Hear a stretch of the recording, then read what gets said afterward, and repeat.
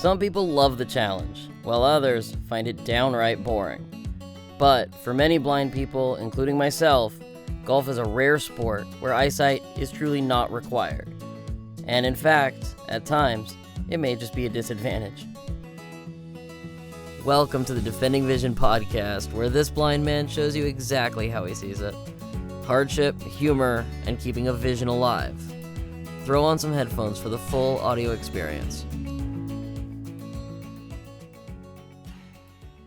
All right, welcome everyone. Super excited today to have a good friend, Frank Maynard, a wonderful golf instructor, someone I worked with in high school a lot and have stayed in touch with. So welcome, Thanks, Frank. Matt. Appreciate having me, and yeah, a lot of good times on the golf course for us over the years. So excited to spend some time with you. So I guess real quick, what's your background in golf? I mean, obviously you've been doing it for a while and worked a couple different places. Just kind of what's your Yeah, background? sure. So I started playing golf when I was younger. Played a lot of those sports as well. Played a lot of competitive tennis when I was an early teenager, and then sort of gravitated towards golf. My parents played golf. My grandparents played golf. Public municipal golf courses. Never a member of anywhere. And then at like 13 or 14, I just sort of kept picking it up and had a couple friends that played and just continued to sort of get after it. And it was something great because I could play by myself and get paired up with other people Mhm. and play with some buddies. I was 16. My mom told me, "You're going to get a job," and I said, "Oh, okay, I am." So it was either she said you could try and work at the golf course or you could work at the grocery store. I was like, "Well, the golf course sounds way better than the grocery store." So I Right. applied for a job Yeah, and sure. started working there and got golf privileges to play and started getting some real Ah, coaching nice. from a golf professional who ended up being my mentor, Bill Johnson, for worked for him for 9 years and Hmm. played a little bit in college or played some high school golf in New Hampshire where I grew up, and then went to college and played a little bit in college, and then graduated and sort of fast forward, I was working at the club in New Hampshire in the and Florida in the wintertime because we could only play golf about Hmm. 7 months a year up in New Hampshire. And then I That landed is here in the true. Carolinas shortly thereafter. A friend of a friend told me about a job at UNC Finley Golf Course in Chapel Hill and started working there in 2000 and just started doing a lot Okay. of teaching and coaching.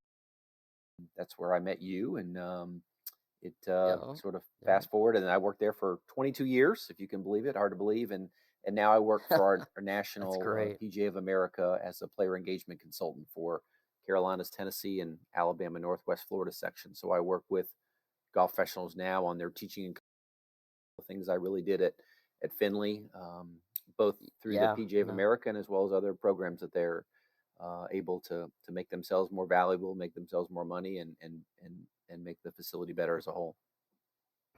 That's awesome. Yeah, I mean, no surprise. You certainly did a lot of coaching, and I mean, I think at times through all 4 years of high school, I think you and I were doing once or twice a week Yeah, most we of that spent a lot of time. time on So the golf course and sort of for ahead of sure. our time. We did spend a lot of time on the golf course, which is now a great way to teach and coach. And yeah, a lot of good times. Yeah, and I think if I recall, tell me if this sounds right. I think we actually met at a blind youth clinic at Finley.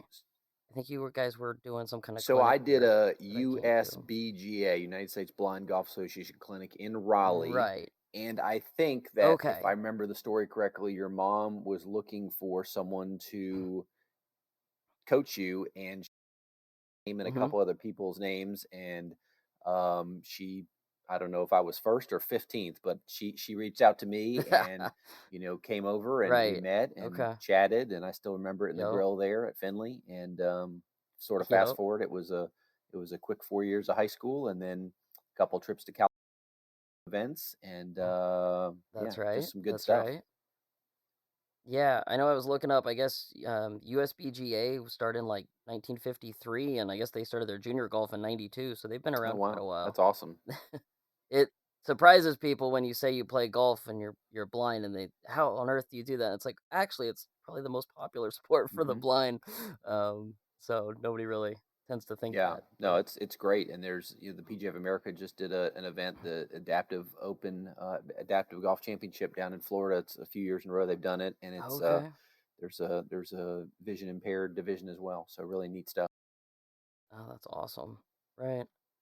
Yeah. So I'd be curious because I think you probably have the best sense of how to describe it, like how just sort of how it works. I mean, we kind of overuse the term coach, I suppose, as both someone teaching golf and then someone as a blind golfer's coach, helping them around the course. So if you want to just kind of describe how it works and setting the blind person up for the shot and going through the Sure. I mean, I process. think coach is a great word and a great ability to show what happens, right? So the golfer is making the swings and making contact with the golf ball and having some great a player caddy or player coach um, relationship that works. So trying to get you set up to the golf ball, get a feel for the shot, whether it be a tee shot or a putt, all around. I continue to learn tremendous amount from you as we work together. Really setting the club up behind the ball after a couple practice swings have been made, and we've sort of discussed what we're going to do as far as the type of shot we're trying to hit, and then getting out in front of you on the line extended for where we want the ball to go, and talking to you so you understand um, where we're looking for. And then, I move out of the way and give you an all clear, and you make a great golf swing. And a lot of times the golf ball went in a really good spot. And, the great thing about golf is we hit it, we find it, we hit it again. So, there's going to be some that goes. I learned a tremendous amount from you that helped me and helped the hundreds or if not thousands of golfers that I worked with since we started working together, because you had a great sense of feel, a great sense of undulation and slope, especially around the putting surface and the greens, which was really great. Um, but it really was it's a two-way relationship. I mean, Well, it's so different from sort of your typical golf round in that it almost becomes a team sport. you yeah. know, like you say, it's really it's us discussing the shot. How do what's the distance? Describe how the ball's sitting in the hmm grass. It's really different, Yeah, no, it's similar to a player caddy relationship when you are right? experiencing that in person or on TV with a men's or a female event. There's a lot of talking through and a lot of figuring out what shot to hit, and then it's all about the execution. So the only difference really is I'm setting up the club for you, getting the club, setting the club up, and then giving a little bit of assistance with direction there on the line Right. extended, and then you're doing the work. Yeah. And then I suppose there are a couple other, I mean, the little couple rule differences, right? You can ground the club in the hmm hazard, some small things like Yep. that. But I mean, really not that much. And I guess the other cool thing is that the U.S. Golf Association has adopted all the rules. So if you qualify for a tournament, play in any of them you want with Yeah. those rules. 100%. Yeah. So that's I'm a little biased here, but I think golf world because anybody can play it. You can be a Right. 4 or 5 year old, or you can be a 95-year old. You could have impairments. You could be no impairments, but there's so many different variations of golf. You could hit a couple balls in the range. You could Mm-hmm. last year for the first time ever more off course golfers than on course golfers. Hmm. So like a Top Golf or Drive Shack or Interesting.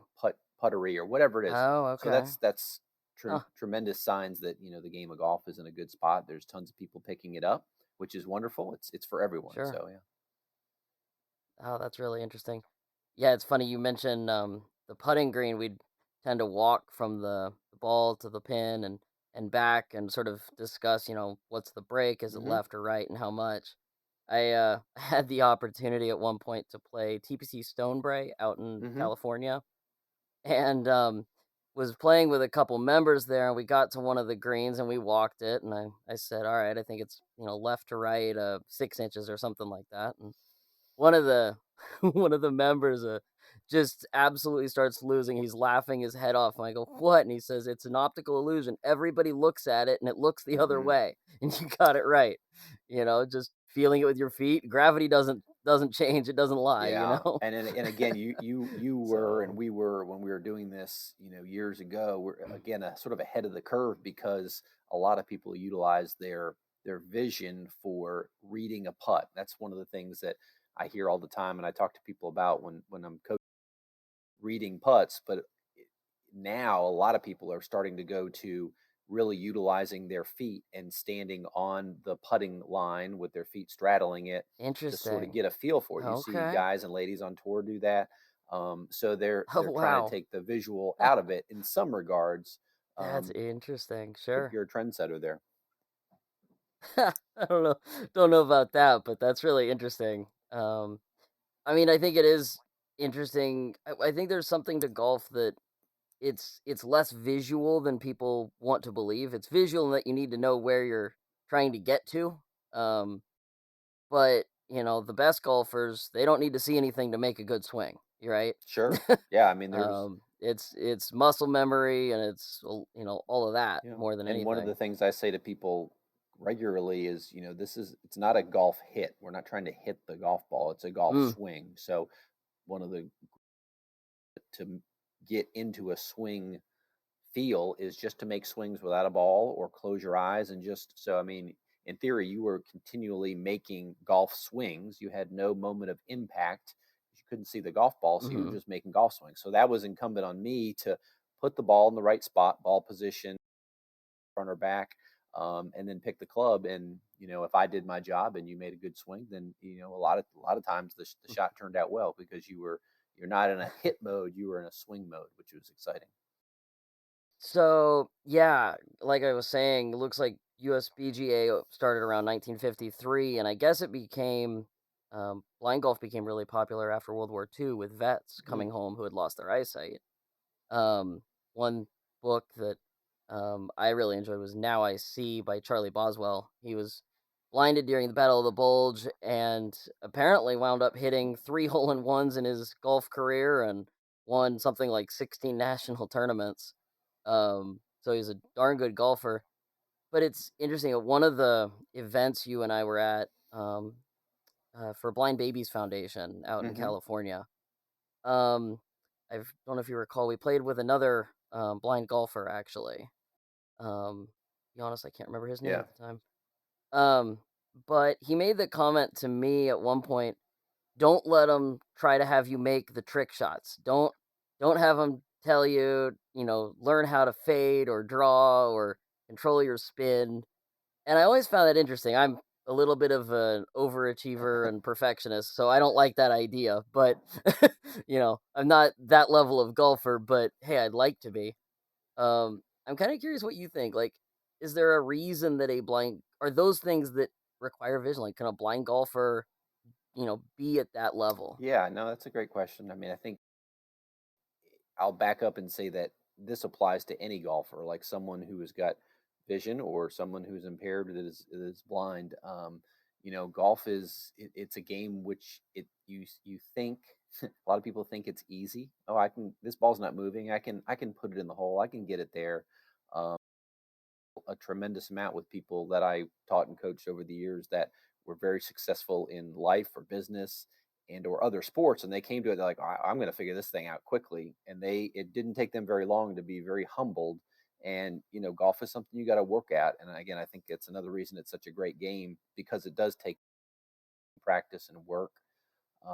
So yeah, whether you're blind or have good vision, there's certain opportunities and shots that you maybe take a risk on. Maybe the risk is worth it, and you pull it off, and it's a great thing. But a lot of times, if you play to your strengths, and the other great thing about golf is that flag is on the green and it changes every day. So the flag might be right in the middle of the green, but a lot of times it's on the side, on a slope, behind a bunker. So there's no rule that says you have to hit it right at the flag. So hitting it to the middle of the green and then trying to two putt is a great thing. So yeah, golf is what you get at.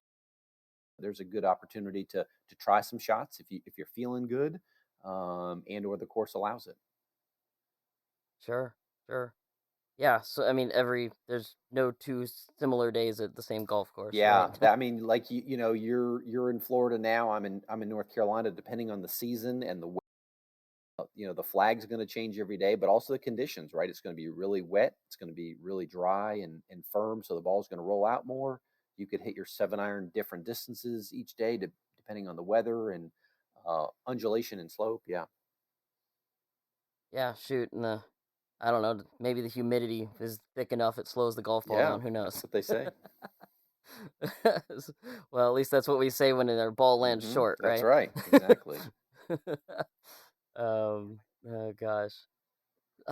Yeah, so we've had some fun experiences. We've um we did, I mean, I think a lot of it we got involved. I was heavily involved with the fundraisers, Duke Children's. They had their classic tournaments. We got to go play in a couple of those and play with some pretty neat folks like Ted Roof, who was the football hmm coach at Duke, Scott Sanderson, a former baseball hmm player.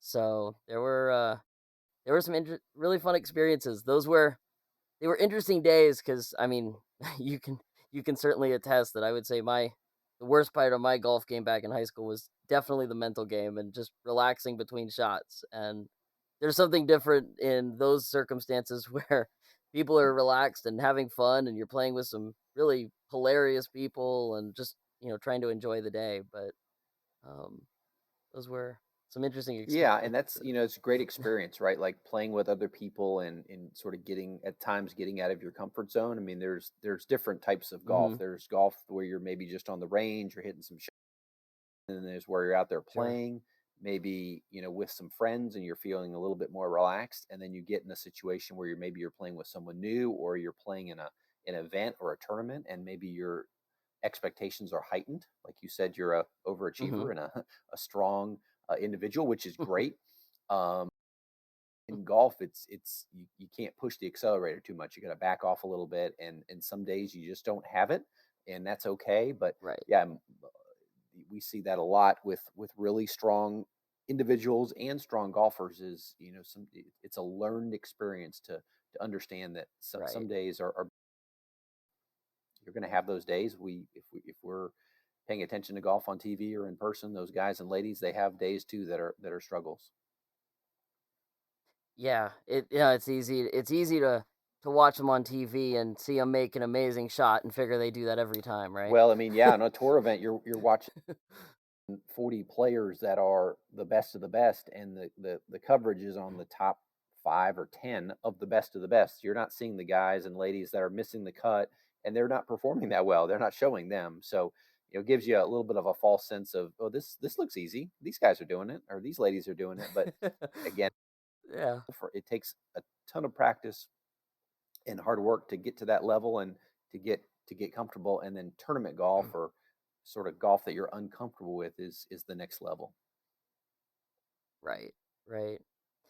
Yeah, it's been I mean, golf has been awesome for me, and kind of, this podcast talking a lot about um doing things that people either don't expect you can because of your blindness or whatever hardship. Um it's been really an amazing, I mean, it's brought so many experiences along with just playing golf, but being able to, like anybody, you make one good shot and you're going to go to the golf course again hoping you hit the next one.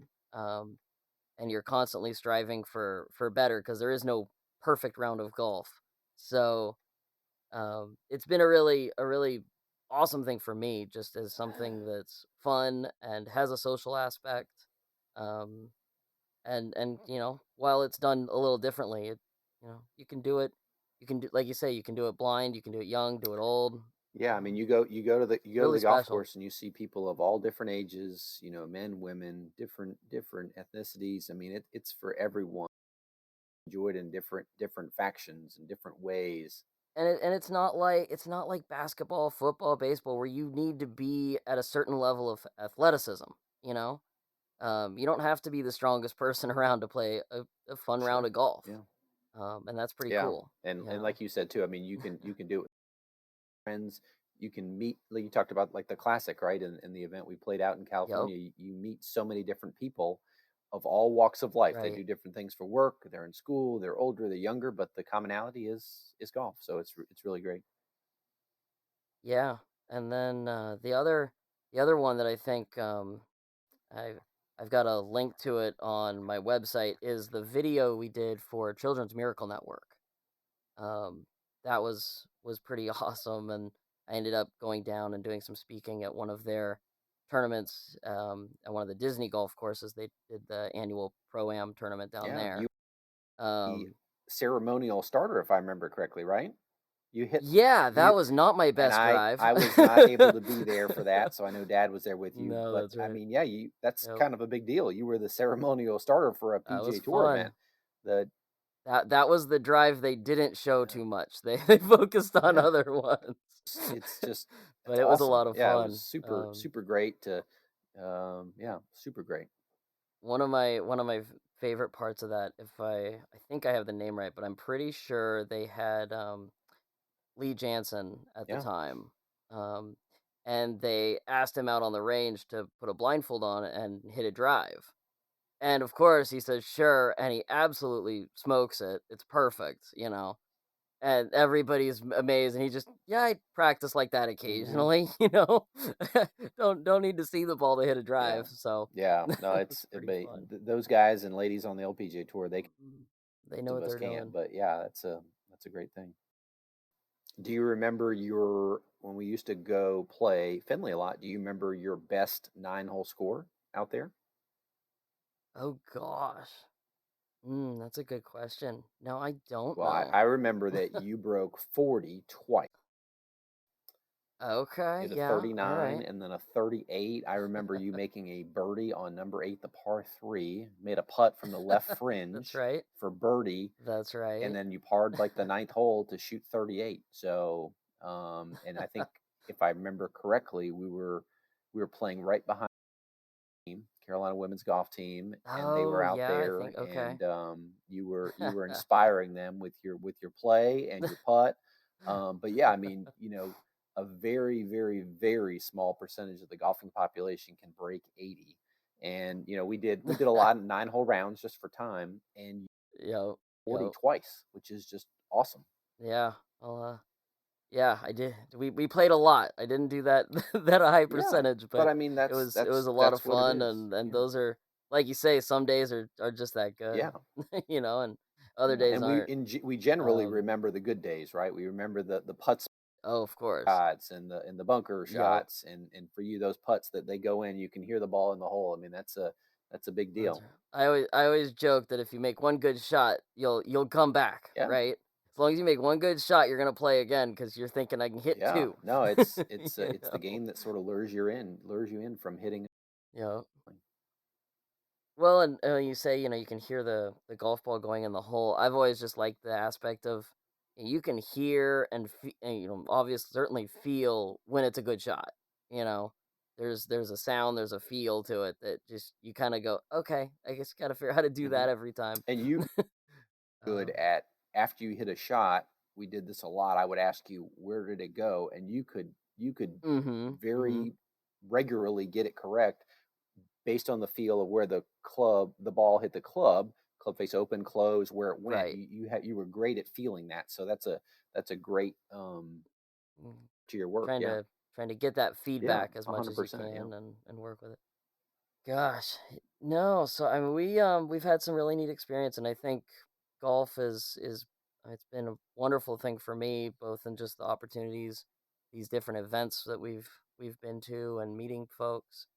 And I certainly appreciate all the all the time we spent together, learning the game, and I like to think I'm trying to get back out on the course more. I like to think my mental game will be a little bit more mature than it was when I was a teenager. hmm But yeah, really appreciate everything we've gotten to done together. it's great, and I So, appreciate our relationship on the golf course and away from the golf course. And like I said, I was doing a lot of teaching and coaching when we were together, and every time that hmm that we had a lesson, hopefully you learned something from me, but I know I learned something from you, a different way for me to help talk to someone.